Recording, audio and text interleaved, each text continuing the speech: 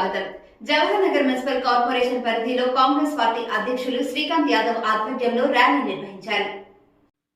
గత ప్రభుత్వాలు జవహర్ నగర్ కార్పొరేషన్ ప్రజల ప్రాణాలతో చెలగాట మాడాయని కాంగ్రెస్ పార్టీ మల్కాజ్గిరి పార్లమెంట్ అభ్యర్థి పట్నం సునీత మహేందర్ రెడ్డి మండిపడ్డారు. జవహర్ నగర్ మున్సిపల్ కార్పొరేషన్ పరిధిలో కాంగ్రెస్ పార్టీ అధ్యక్షుడు శ్రీకాంత్ యాదవ్ ఆధ్వర్యంలో అంబేద్కర్ నగర్ నుండి జవహర్ నగర్ మున్సిపాలిటీ కార్యాలయం వరకు ర్యాలీ నిర్వహించారు. అనంతరం కార్నర్ మీటింగ్లో సునీత మహేందర్ రెడ్డి మాట్లాడుతూ ముఖ్యమంత్రి రేవంత్ రెడ్డి జవహర్ నగర్ ప్రజలు ఎదుర్కొంటున్న డంపింగ్ యార్డ్ సమస్య గ్రహించి 4 విభాగాలుగా డంపింగ్ యార్డును విభజించారని చెప్పారు. పార్లమెంటు ఎన్నికల్లో హస్తం గుర్తుకు ఓటు వేసి కాంగ్రెస్ పార్టీ భారీ మెజారిటీతో గెలిపిస్తే జవహర్ నగర్ కార్పొరేషన్లో జీవో నంబర్ 58, 59 పునరుద్ధరించడానికి కృషి చేస్తానన్నారు.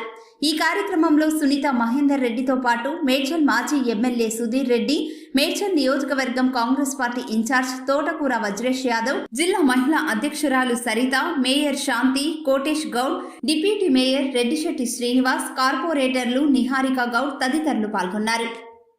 ఇన్ని రోజులు పనిచేసిన అనుభవం ఉంది. ఎక్కడ చూసిన ఫౌండేషన్ స్టోన్స్ ఇనాగ్రేషన్స్ లో కూడా మా పేరుంది. ఎగ్జాంపుల్ ఎవరెందుకు, మన కార్పొరేటర్ నిహారిక వాళ్ళ మదర్ సర్పంచ్ ఉండే, సర్పంచ్ నిహారిక వాళ్ళ మదర్ సర్పంచ్ 3 సార్లు యునానిమస్ అంటే మామూలు విషయం కాదు.